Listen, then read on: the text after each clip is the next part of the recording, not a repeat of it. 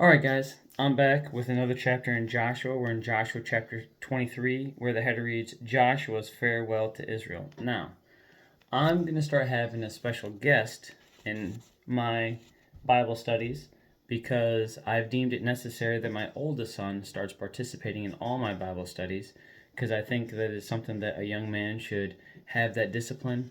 I might be asking some questions. You might hear him off to the side. Here he is. Yep. And so he's going to be participating in all my Bible studies from here on out.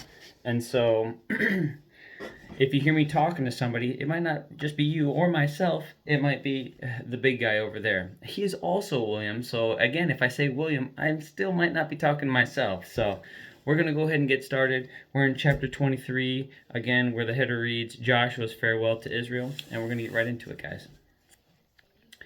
The years passed, and the Lord had given the people of Israel rest from all their enemies. Joshua, who was now very old, called together all the elders, leaders, judges, and officers of Israel. He said to them, I am now a very old man. You have seen everything the Lord your God has done for you during my lifetime. The Lord your God has fought for you against your enemies. I have allotted to you as your homeland all the land of the nations yet unconquered, as well as the land of those we have already conquered. From the Jordan River to the Mediterranean Sea in the west, this land will be yours, for the Lord your God will himself drive out all the people living there now. You will take possession of their land, just as the Lord your God promised you. So be very careful to follow everything Moses wrote in the book of instruction. Do not deviate from it, turning either to the right or to the left. Make sure you do not associate with the other people still remaining in the land. Do not even mention the names of their gods, much less swear by them or serve them or worship them. Rather, cling tightly to the Lord your God as you have done until now. For the Lord has driven out great and powerful nations for you, and no one has yet been able to defeat you.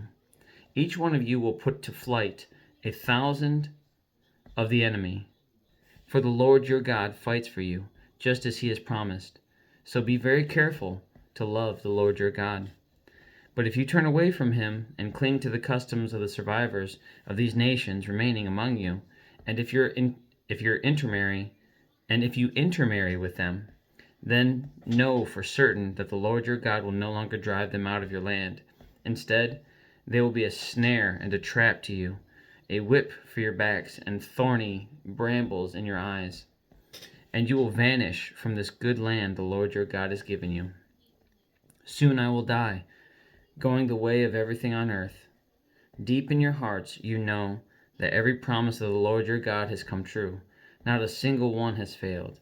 But as surely as the Lord your God has given you the good things he promised, he will also bring disaster on you if you disobey him. He will completely destroy you from this good land he has given you. If you break the covenant of the Lord your God by worshiping and serving other gods, his anger will burn against you, and you will quickly vanish from the good land he has given you. Goodness. I stumbled quite a bit through that one, guys. I think I might just be a little bit tired. But that is the end of chapter 23.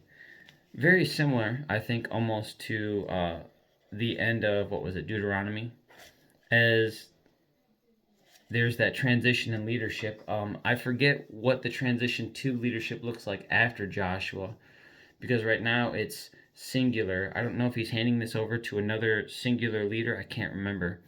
Or if it's over to the tribes of Israel, which I think eventually leads to the capacity of them wanting to have a king, which I think we eventually get to King Saul, then David and Solomon, but I can't remember what that looks like. But we're almost in Judges now. We have one more chapter of Joshua.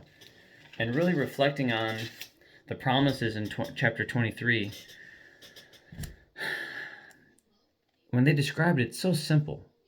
If you just follow the rules, right, William? If you follow the rules, you're going to have success? Yeah. In all things, right? In everything that we do. Depending on the rules, but mostly yes. Depending on the rules, well, depending on God's rules, right? Yes. If it's God's rules, if we follow them, we're going to have success, right? Yes. That's what we're learning, guys. So, I don't really have much more to go into after that. I think that's straightforward. It looks like we're transitioning from another leader in Joshua. He's He's become old, and he's won all the victories that God had him do, and now it's time for him to go home. And so, other than that, it looks like that's just that constant kind reminder. Make sure you obey God. He will continue to follow through on his covenant and his promises. When you disobey, he's going to follow through on his curses. And they're swift. Now, I don't know how swift. I don't know God's timing. Only he knows. But I don't want to be there for it. I just want to continue to follow and do as I'm told. So on that note, have a good night. God bless. I love you. Jesus loves you.